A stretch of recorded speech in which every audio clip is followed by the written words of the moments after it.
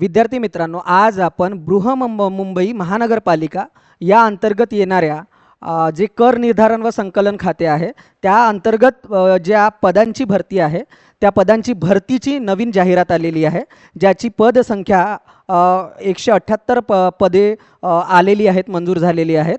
तर त्याबद्दल आज आपण संपूर्ण माहिती बघणार आहोत. या व्हिडिओच्या माध्यमातून आपण जे महत्त्वाचे मुद्दे आहे, म्हणजे जे निरीक्षक पद आहे त्या निरीक्षक पदाबद्दलच्या संपूर्ण महत्त्वाचे मुद्दे आपण डिस्कस करणार आहोत. तर मी प्रवीण भिमटे, विद्यार्थी मित्र, तुम्हाला या संपूर्ण प्रक्रियेबद्दल माहिती देणार आहे. तर बघूयात आपण की निरीक्षक पद जे आहे, नुकतीच भरती आलेली आहे.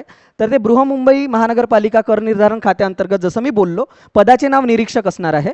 आणि हे गट क चं पद आहे आणि सदस्य म्हणजे जे संख्या आहे भरतीची ते 178 पदसंख्या आहे आणि त्याची वेतन श्रेणी 29,000 रुपये पासून 29,900 पासून तर 92,000च्या घरात आहे विद्यार्थी मित्रांनो. ठीक आहे, मग आपण याच्यात माहिती काय बघणार आहोत की त्याची पात्रता काय आहे. ठीक आहे, पात्रता, अर्जाचा दिनांक काय आहे किंवा निवडीचे निकष काय आहे हे थोडक्यात याच्यावर आपण माहिती बघणार आहोत. आणि ऑनलाईन कशा पद्धतीनं करायचं आहे, ऑनलाईन पद्धतीनं करायचं असल्यामुळे याबद्दल संपूर्ण आपण माहिती बघणार आहोत. तर चला विद्यार्थी मित्रांनो, आता पुढे जाऊयात आपण. ठीक आहे, चला. तर या आता हे बघा, हे ॲडमधूनच मी घेतलेलं आहे. तर ते तुम्हाला दिसत असेल की महानगरपालिकेअंतर्गत जे कर निर्धारण व संकलन खातं आहे त्याच्या अंतर्गत ही गट क जे मी बोललो निरीक्षक या पदासाठीचं हे जाहिरात आहे. आणि सदर पदासाठी तुम्हाला मुंबई महानगरपालिकेच्या वेबसाईटवर म्हणजे पोर्टल MCGM गव्हर्मेंट इन या वेबसाईटवर जायचं आहे आणि तिथे काय करायची होती, हे जाहिरात बघायची होती. तर जाहिरात सगळ्या ग्रुपवर येऊन गेलेली आहे विद्यार्थी मित्रांनो. आणि हा जे पद आहे, जे पद कोणता, निरीक्षक पदाकरिता जे ऑनलाईन अर्ज मागवणार आहेत, तर याच्यासाठी ही जाहिरात दिल्या गेलेली आहे. आता आपण पुढे बघू की काय काय आवश्यक आहे.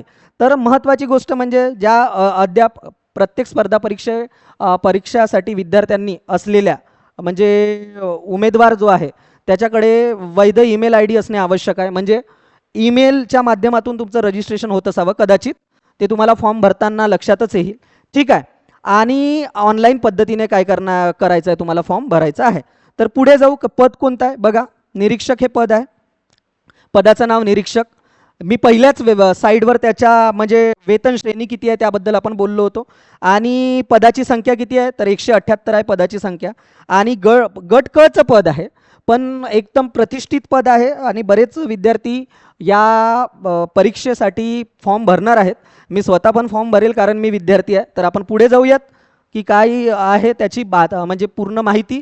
तर आता बघू आपण की सरळ सेवा पद्धतीने ही भरती होणार आहे. जनरली TCS हे कंडक्ट करेल, म्हणजे ऑनलाईन भरती घेईल. म्हणजे तुमचा जो पेपर आहे ते TCSच्या माध्यमातून होईल असं मला वाटतं. ठीक आहे, किंवा हो, TCSच्या माध्यमातून होईल कारण दोनच ज्या संस्था आहेत, एक IBPS किंवा TCS. तर TCS घेईल आणि सरळ सेवा पद्धतीने हे होणार आहे. म्हणजे तुम्हाला परीक्षा एकच द्यायची आहे आणि थेट तुमचा रिझल्ट लागेल. तर पुढे जाऊयात की जागेची जे विभागणी आहे ॲडनुसार ती कशी झालेली आहे. मी थोडं झूम करतो आणि आपण बघूयात. अपेक्षा करतो की ते तुम्हाला दिसत असावंच, पण आता बघू आपण की जागेंचा तपशील कसा आहे. बघा, तर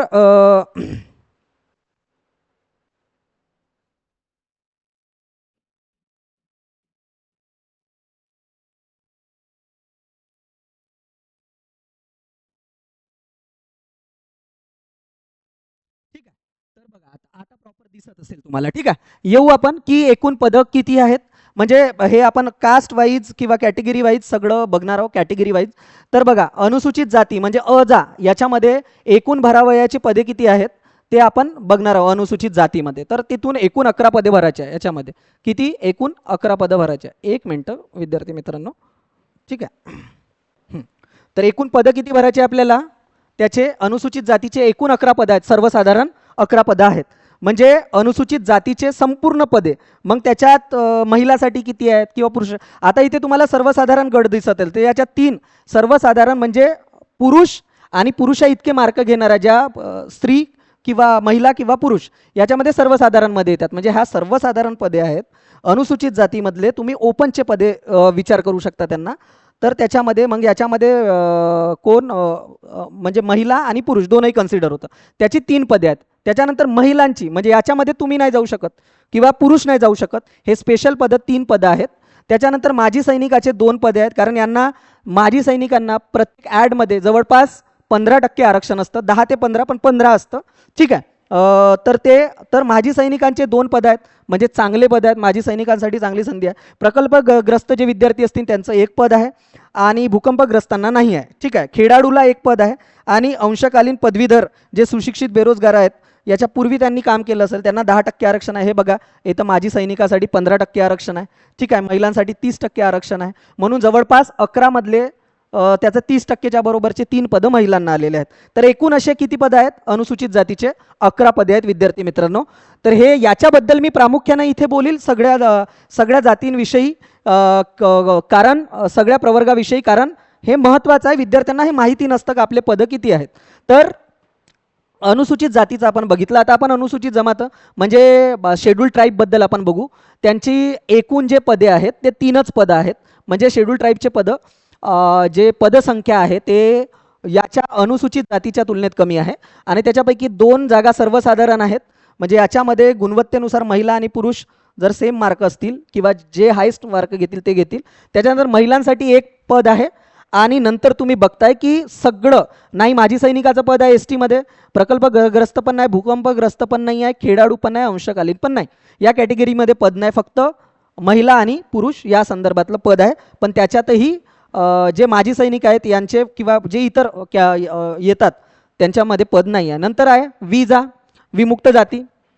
ठीक आहे. मग त्याच्यामध्ये आपण VJNT जे प्रघातानं म्हणतो त्याच्यामध्ये म्हणजे VJA VJB असं ते असतं. तर त्याच्याबद्दल आपण ते बघणार आहोत. विजामध्ये मध्ये येणार आहेत 2 पदं सर्वसाधारणमध्ये आणि महिलांसाठी किती येणार आहे? 1 येणार आहे. म्हणजे एकूण पदं किती आहेत त्यांची? एकूण पदे 3 पदं आहेत. तर 3 पदे इथे कंप्लीट झालेली आहेत. त्याच्यानंतर आपण त्याच्याच मधलं भटक्या जमाती किंवा भटक्या तर त्याच्यामध्ये आपण बघतो आहे की भजमध्ये 2 सर्वसाधारणसाठी आहे, 1 महिलेसाठी आहे आणि 1 माजी सैनिकासाठी आहे. म्हणजे माजी सैनिकाला जे या विजेमध्ये येतात, VJB मध्ये, त्याच्यासाठी त्यांना संधी आहे किंवा म्हणजे VJNT जे म्हणतो ना आपण, तर त्याच्यामध्ये यांना VJNTच्या प्रवर्गामधील भज ब मध्ये तुम्हाला 4 पदासाठी संधी आहे. इथे एकूण किती पदे आहेत? 4. तर त्याच्यातला VJNT ब मधला जो 1 विद्यार्थी असेल म्हणजे जो माजी सैनिक असेल त्यांना इथे संधी आहे. त्याच्यानंतर कचं बघतोय मी, ते वारंवार रिपीट नाही करेल, तुम्हाला समजून जातं जे त्या कॅटेगरीचे असतील. त्याच्यात एकूण पदं किती आहेत? 2 पदं आहेत, कारण ड साठी एकही पद नाही. तुम्हाला वर दिसते, वर ती एकूण पदाची संख्या दिलेली आहे विद्यार्थी मित्रांनो आणि खाली. तर याच्यामध्ये आपण क मध्ये म्हणजे सी मध्ये किती येतात पदं? एकूण 1 पद आहे आणि त्याच्यानंतर सर्वसाधारण 1 आणि महिलांसाठी 1. बाकी याच्यामध्ये कुठलंही पद नाही. पुढे जाऊयात.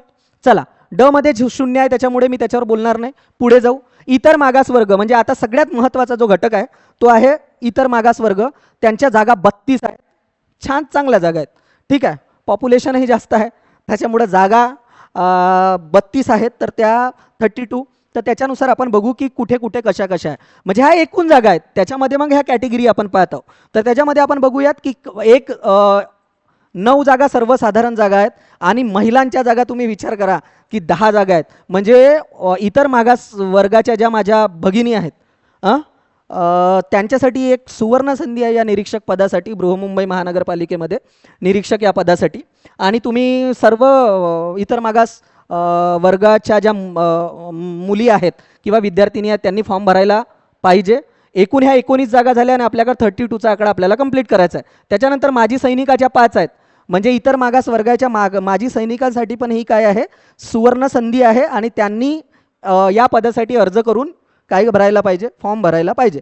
त्याच्यासाठी आपण पुढे पाहणार आहोत की ऑनलाईन अर्ज प्रक्रिया पण कशी आहे. त्याच्यानंतर बघू की 2 कसे प्रकल्पग्रस्त जे 2 असतील इतर मागासवर्गीय त्यांच्यासाठी आहे. भूकंपग्रस्तासाठी सुद्धा 1 जागा आहे विद्यार्थी मित्रांनो. अजून खेळाडूसाठी 2 जागा आहेत आणि अंशकालीन पदवीधरासाठी किती जागा आहेत? 3 जागा आहेत. तर अशा आपण टोटल जेव्हा जिथे मी इथं एकूण म्हटलं तर एकूण जागा किती येतात, 32 जागा याच्यासाठी इतर मागासवर्गीयांसाठी आहेत. त्याच्यानंतर बघू आपण की हे जे तुम्हाला प्रवर्ग दिसत आहेत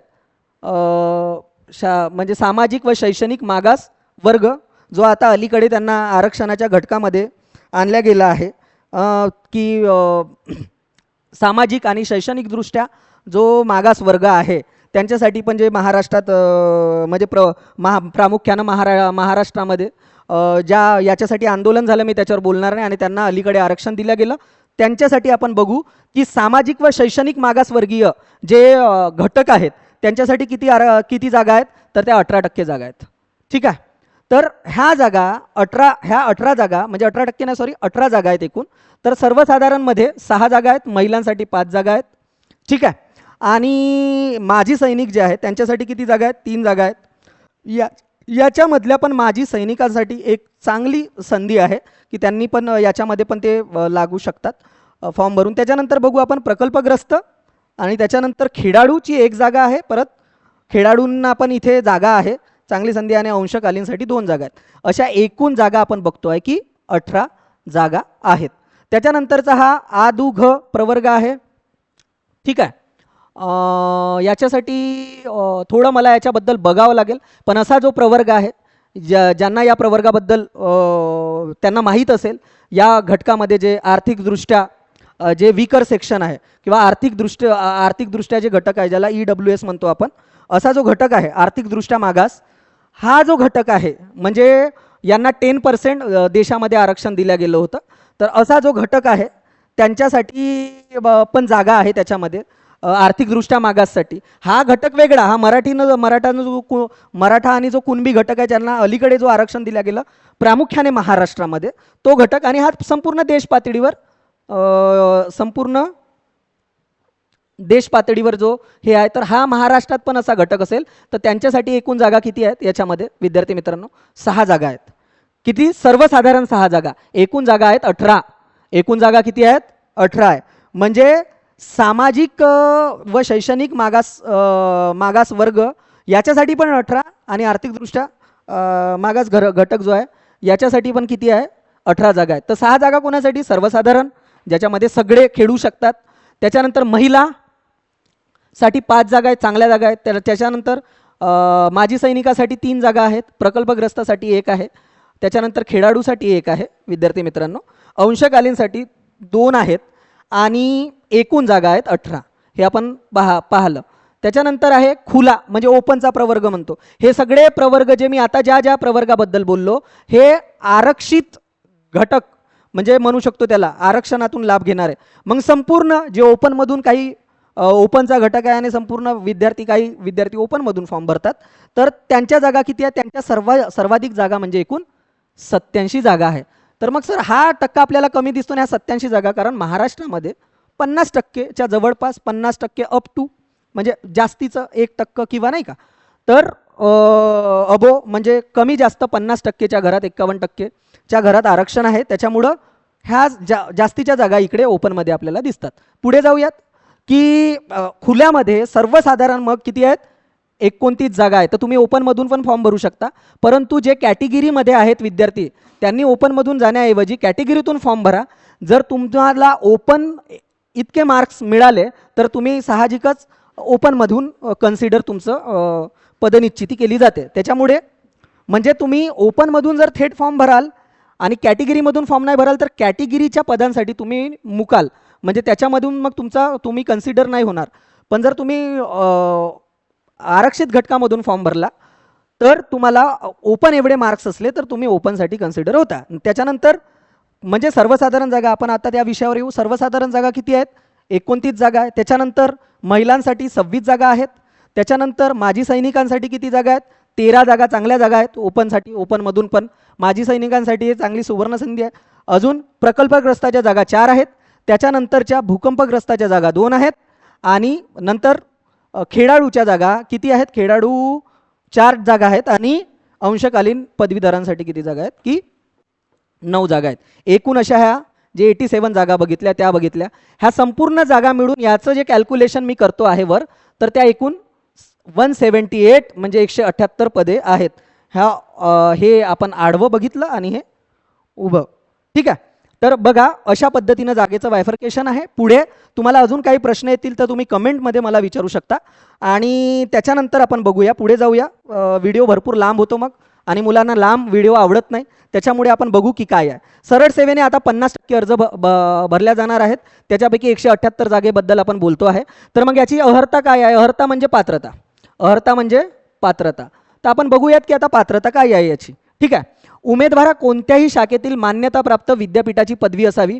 म्हणजे तो कला शाखेचा असो, वाणिज्य शाखेचा असो किंवा विज्ञान शाखेचा असो. म्हणजे कला शाखेचा विद्यार्थी पण याच्यासाठी पदवीधारण असेल, वाणिज्य शाखेचा पण असेल, वाणिज्य आणि विज्ञान शाखेचा.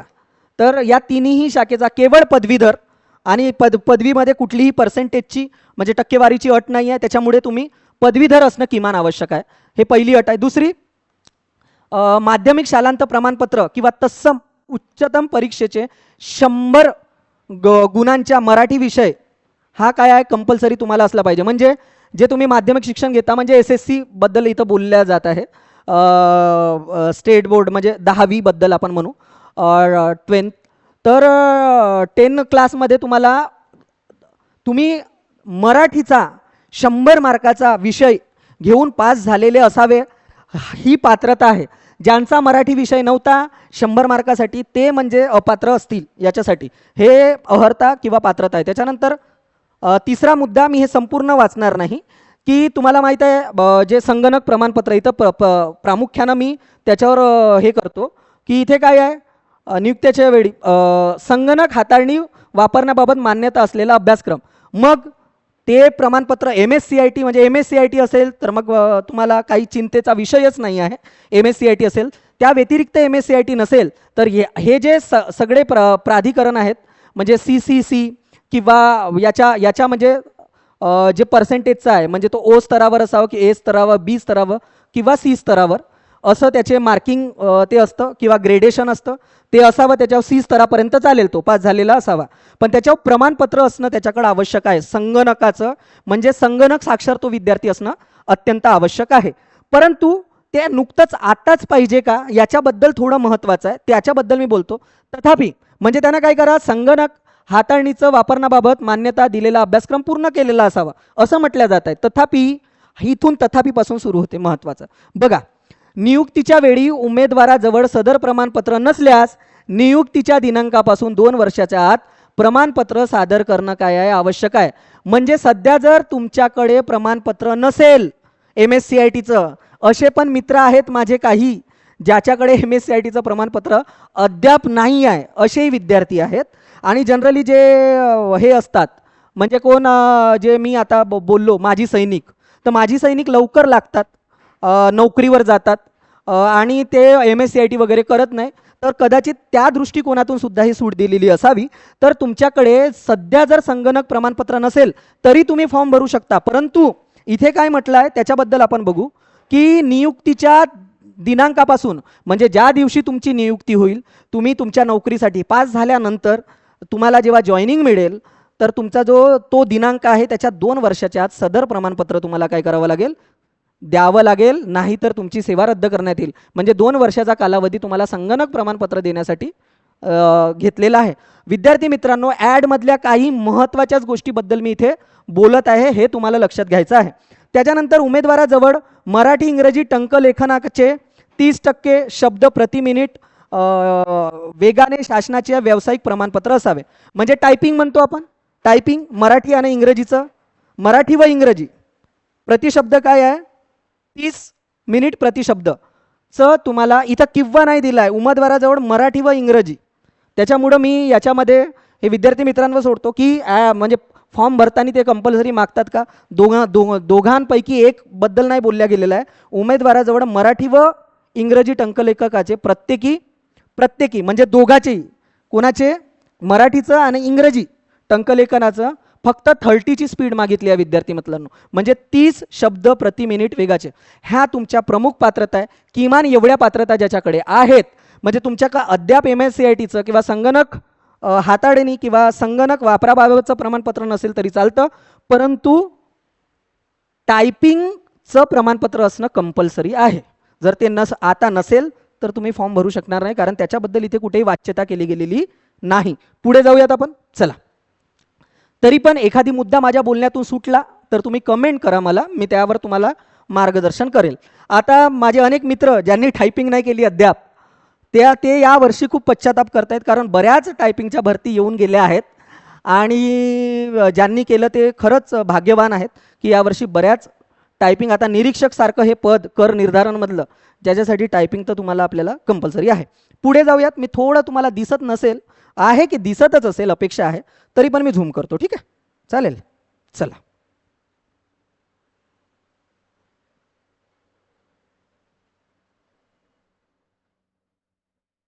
बृहमुंबई कटेल. आता तेवढं काही टेन्शन नका घेऊ तुम्ही, आपल्याला महत्त्वाच्या गोष्टी समजणं महत्त्वाचं आहे. ठीक आहे, चला आता मी थोडं याला खाली घेतो, तिकडे जाऊ देतो. ठीक आहे, चला आपण येऊ आपल्या महत्त्वाच्या मुद्द्याकडे आता, की हे काय आहे अभ्यासक्रम काय आहे, निवडीचे निकष बघू. आता अभ्यासक्रमही येणार आहे पुढे, की काय अभ्यासक्रम आहे त्याच्याबद्दलही आपण माहिती बघणार आहोत. चला, तर आपण येऊ निवडीचे निकष. मग निवडीचे निकष काय आहे? कर निर्धारण संकलन खाते, निरीक्षक पद ज्याच्याबद्दल मी बोलत आहे आता, सेवा नियमानुसार विहित केलेली अर्हता व अटीधारण, म्हणजे जे मी अर्हताबद्दल आता बोललो किंवा काही अटी दिल्या आहेत त्या अटीबद्दल इथे मी प्रकाश नाही टाकलेला आहे, कारण तो नंतरचा भाग आहे. ते सदर ॲड तुम्ही वाचूनही घ्या. धारण करीत असलेला पात्र विद्यार्थी, म्हणजे ज्या आता अर्हता सांगल्या त्याबद्दल उमेदवाराची बहुपर्यायी काय होईल, वस्तुनिष्ठ परीक्षा होणार आहे. आणि कोणाच्या माध्यमातून, संगणकावर, ज्याला आपण ऑनलाईन पद्धतीनं परीक्षा म्हणतो. आणि ही एकदाच परीक्षा होणार आहे, पूर्व परीक्षा किंवा मुख्य परीक्षेचा कुठलाही शेड्यूल नाही. सरळ सेवा भरती आहे, त्याला सरळ सेवा म्हणतात. त्याच्यानंतर बघा येतो मी पुढे, निरीक्षक पदासाठी बहुपर्यायी वस्तुनिष्ठ ऑनलाईन परीक्षेच्या प्रश्नपत्रिकेचा दर्जा पदवी दर्जाच्या समान राहील. कारण याचा क्रायटेरिया काय, पदवी पास असावा किमान, तर पदवी दर्जाचा असेल. म्हणजे त्याच्यात मॅथ, रिझनिंग, म्हणजे हे दोन बुद्धिमत्ता, किंवा मी जे म्हटलं बुद्धिमत्ता, अंकगणित आणि इंग्रजी मराठी, म्हणजे इंग्रजीचं व्याकरण आणि मराठीचं व्याकरण, आणि मुंबई महानगरपालिका म्हणजे मनपा अधिनियम 1888चा याच्यावर सगळ्याधिक भर आहे आणि 50 मार्काचा अधिनियम आहे. वेगवेगळ्या टेलिग्राम चॅनलवर याच्याबद्दल तुम्हाला काय येत आहेत अधिनियमाबद्दल, किंवा शासनाचा अधिनियम आहे तो वाचला तरी तुम्हाला इनफ आहे. म्हणजे त्याच्या चांगल्यानं अभ्यास जर केला तर तुम्ही या पदासाठी तुमची निवड होऊ शकते. मेहनत केली तर, कष्ट केले प्रामाणिकपणे तर आपण ते साध्य करू शकतो. पुढे जाऊयात. मराठी इंग्रजी या विषयांच्या प्रश्नपत्रिकेचा दर्जा उच्च माध्यमिक शालांत म्हणजे 12वीच्या दर्जाचा असेल, संपूर्ण काय पदवीच्या दर्जाचा, परंतु इंग्रजी आणि मराठीचा दर्जा हा 12वीचं जे व्याकरण आहे त्या दर्जाचा असेल. असं ॲडमध्ये जरी म्हटलं असेल तरी तुम्हाला माहीत आहे पेपरमध्ये त्याचा दर्जा जास्त असतो किंवा कमी जास्त तो असतो. ठीक आहे, पण त्याच्या समान राहील. ठीक आहे, बहुपर्यायी पेपर राहील. 4 ऑप्शन्समधून एक ऑप्शन आपल्याला निवडायचं राहते, ते वस्तुनिष्ठ बहुपर्याय. आता बघू की एकूण प्रश्न क्रमांकाची संख्या किती आहे आणि एकूण गुण किती आहे बघू. तर बघूया की एकूण प्रश्न संख्या 100 आहेत आणि प्रत्येक एक प्रश्न जो आहे तो 2 मार्कासाठी असणार आहे, म्हणजे 200 गुणांची परीक्षा होईल. हे तसाच कट ऑफ लागेल. आता मराठी व्याकरणासाठी एकूण 10 प्रश्न आहेत आणि एकूण गुण 20 आहेत, म्हणजे 2 मार्काचा काय आहे, एक प्रश्न आहे. त्याच्यानंतर इंग्रजीसाठी 10 गुण, 2 मार्काचा प्रश्न 20 गुणांसाठी. ठीक आहे. सामान्य ज्ञानचे 15 प्रश्न, पर गुण किती त्याच्यावर 30, असे हे किती मार्क झाले. त्याच्यानंतर अंकगणित 15 क्वेश्चन्स आणि त्याच्यानंतर त्याला 30 मार्क. एकूण हे 50 गुण झाले विद्यार्थी मित्र. 15 दुने 30 आणि 20 50. आणि फक्त मुंबई महानगरपालिकेचा जो अधिनियम आहे 1988चा त्याच्यावर 50 मार्क आहेत, म्हणजे 50 क्वेश्चन, सॉरी मार्क्स नाही, 50 प्रश्न आहेत आणि त्याची एकूण गुण किती आहेत त्याच्यावर, तर ते 100 गुण आहेत विद्यार्थी मित्रांनो.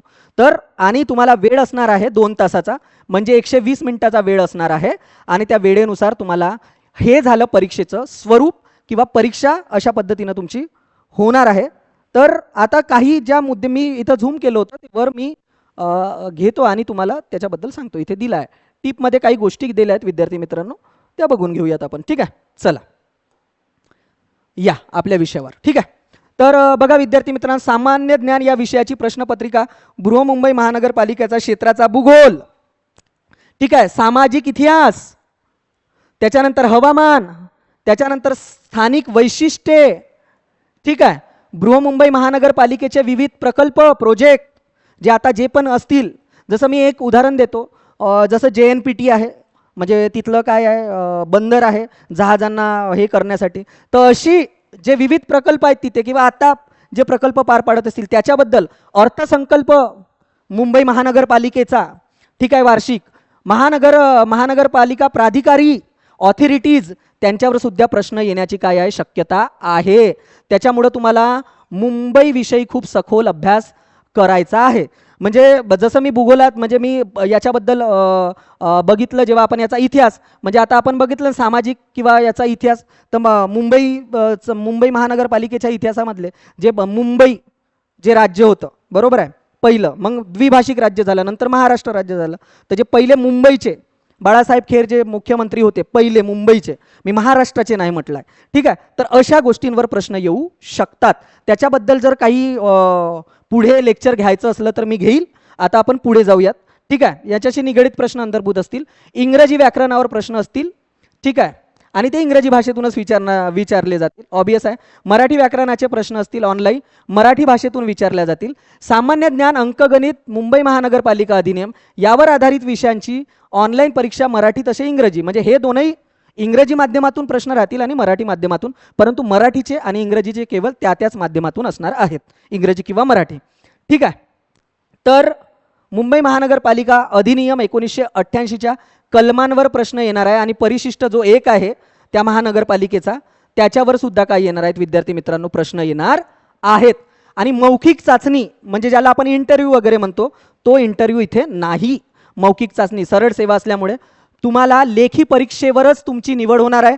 जास्तीत जास्त तुम्हाला लेखी परीक्षेमध्ये काय करायचे आहे, मार्क मिळवायचे आहे विद्यार्थी मित्रांनो. चला पुढे जाऊयात, ठीक आहे.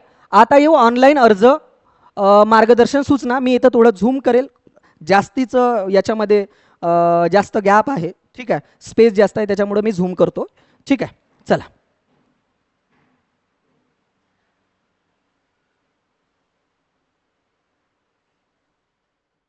झूम करून बघू आपण, ठीक आहे.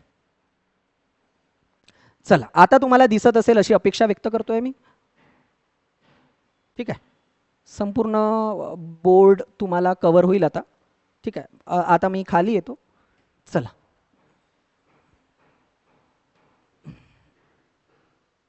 हां, चला, ऑनलाईन अर्ज करण्यासाठी मार्गदर्शक सूचना आहेत काही, तर त्या बघू. ऑनलाईन अर्ज फक्त ऑनलाईन पद्धतीने स्वीकारले जातील, म्हणजे ऑफलाईन अर्ज करायचा आहे का तुम्हाला, ऑफलाईन अर्ज करायचा नाही, ऑफलाईन अर्ज करायचा नाही, ठीक आहे. हां, चला. तर ऑनलाईन अर्ज करायचा आहे म्हणजे ऑनलाईन पद्धतीनं, त्याच्याबद्दल बोललो आपण. अर्ज स्वीकारण्यात येणार नाहीत ऑफलाईन पद्धतीनं, ठीक आहे. कोणत्याही वेगळ्या पद्धतीनं अर्ज नाही, ऑनलाईन अर्ज वेळेत करायचा आहे. ऑनलाईन अर्ज करण्याचा जो संकेतस्थळावर उपलब्ध आहे, ठीक आहे, अर्ज ऑनलाईन पद्धतीने अर्ज करावयाचा जो संपूर्ण प्रोसिजर आहे ते संकेतस्थळावर उपलब्ध आहे. या संकेतस्थळावर जायचं आहे आणि ते पाहायचं आहे कसं पद्धतीने आहे. त्याच्यावरही मला पुढे व्हिडिओ आणला तर मी घेऊन येईल, ठीक आहे. उमेदवाराने वर नमूद केलेल्या संकेतस्थळाला भेट देऊन जाहिरात नमूद केलेल्या सगळ्या सूचना बघायच्या, ज्या त्या मी तुम्हाला व्हिडिओच्या माध्यमातून सांगत आहे, व अर्ज सादर करायचा आहे. त्याच्यानंतर मी ते फोटो किती असावा, सिग्नेचरचा साईज किती असावा, ते याच्यात मी सांगितलेलं नाही आहे. पुढे जाऊ. उमेदवाराच्या मार्गदर्शनाद्वारे पुढील प्रमाणे कॉल सेंटर आहे त्यांचा, याच्यावर तुम्ही संपर्क करू शकता काही अडचणी आल्या तर, ठीक आहे. 10 ते 5 वाजतापर्यंत असे जेवणाची वेळ वगळता, ठीक आहे. तर सोमवार शनिवारपर्यंत ते उपलब्ध असेल, तुम्हाला काही अडचण आल्या तर. हा त्यांचा नंबर आहे, याच्यामध्ये झूम करून किंवा पॉज करून व्हिडिओ बघाल तर तुम्हाला दिसेल, काही अडचणी आल्या तर त्यांनी दिला आहे. चला पुढे जाऊ, हे थोडं धावत्या पद्धतीनं घ्यायचं होतं, ठीक आहे. पुढे जाऊ आपण. उमेदवारांचे संपूर्ण अर्ज भरल्यानंतर अर्जाची प्रिंट काढून स्वतः जवळ ठेवायची आहे, म्हणजे अर्ज केला समजा तर प्रिंट पण काढून ठेवायची आहे आपल्याला. पुढे काही प्रॉब्लेम्स झाले तर तो काय होईल आपल्यासाठी पूरक ठरेल, ते काय होईल आपल्यासाठी पूरक ठरेल. हां, एक मिनिट, अरे म्हणून बोर्डबद्दलही साक्षर असणं आवश्यक आहे, हे तुम्ही लक्षात घ्या. मला थोडी तेवढी साक्षरता नाही त्याच्यामुळं, ठीक आहे. हे अनवॉन्टेड आलेलं आहे, ठीक आहे. चला हां, तर आपण बघतो आहे की उमेदवाराने संपूर्ण अर्जाची प्रिंट काढून स्वतःकडे ठेवायची आहे. परीक्षा शुल्क ऑनलाईन पद्धतीनेच भरल्यानंतर त्याची पावती पण सुद्धा स्वतःकडे काढून ठेवायची आहे असं म्हटलं आहे. पुढे जातो मी. ऑनलाईन अर्ज सादर करण्याचं वेळापत्रक काय आहे हे महत्त्वाचं होतं, याच्यासाठी ते संपूर्ण घेतलं की वेळापत्रक काय आहे. तर वेळापत्रक बघू आपण. ऑनलाईन अर्ज करण्याचं वेळापत्रक कशा पद्धतीनं आहे आणि कधी ते किती हे महत्त्वाचं आहे की ऑनलाईन अर्ज करण्याची तारीख काय आहे. उमेदवारास ऑनलाईन पद्धतीने अर्ज सादर करण्यासाठी, ऑनलाईन पद्धतीने परीक्षा शुल्क भरण्यासाठी 1 महिन्याचा कालावधी तुम्हाला काय आहे उपलब्ध करून दिलेला आहे आणि तो कालावधी काय आहे तो आता आपण बघणार आहोत. तर बघा, ऑनलाईन पद्धतीने अर्ज करण्यासाठी ऑनलाईन दिनांक 20/9 म्हणजे आजची तारीख जी आहे, आजची तारीख किती 21 असावी, 22 तारीख आहे आजची, ठीक आहे. मी एक दिवस मागे चालतो. तर फॉर्म म्हणजे काय झाले आहे, सुरू झालेले आहे फॉर्म. 9वा महिना सुरू आहे, पद्धतीने सुरू झालेले आहे व पद्धतीने परीक्षा शुल्क भरण्यासाठी लिंक दुपारी किती 3 वाजता 20 तारखेपासून काय झालेले आहे फॉर्म सुरू झालेले आहेत 3 वाजतापासून.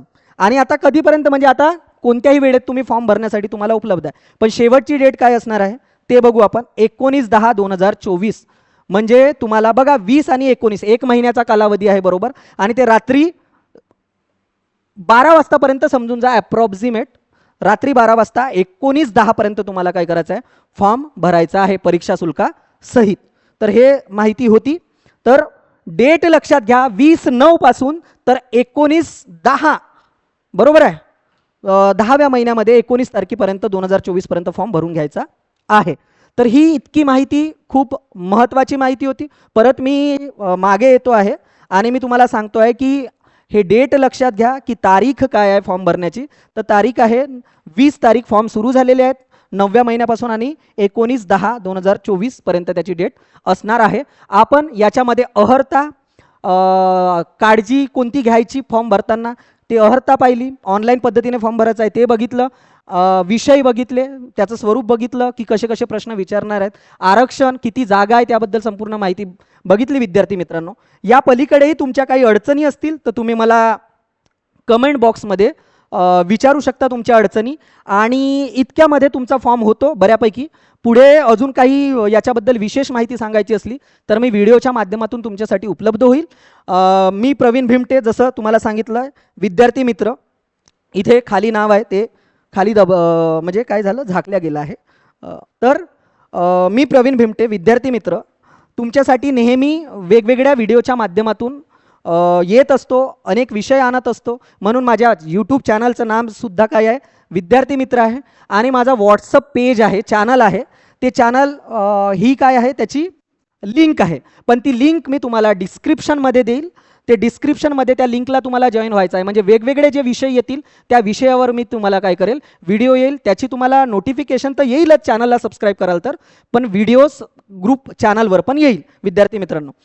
तर विद्यार्थी मित्रांनो, विद्यार्थी मित्र या चॅनलला लाईक करा, शेअर करा व्हिडिओ आवडल्यास आणि सबस्क्राईबर करा. जेवढेही तुमचे विद्यार्थी मित्र पदवी झालेले आहेत त्यांची ते म्हणजे काय त्यांच्याकडे टायपिंगचं प्रमाणपत्र आहे आणि किमान पदवी झालेले आहेत आणि MSc वगैरे झालेले आहेत, अशा विद्यार्थ्यांना हा व्हिडिओ संपूर्ण महाराष्ट्रामध्ये शेअर करा.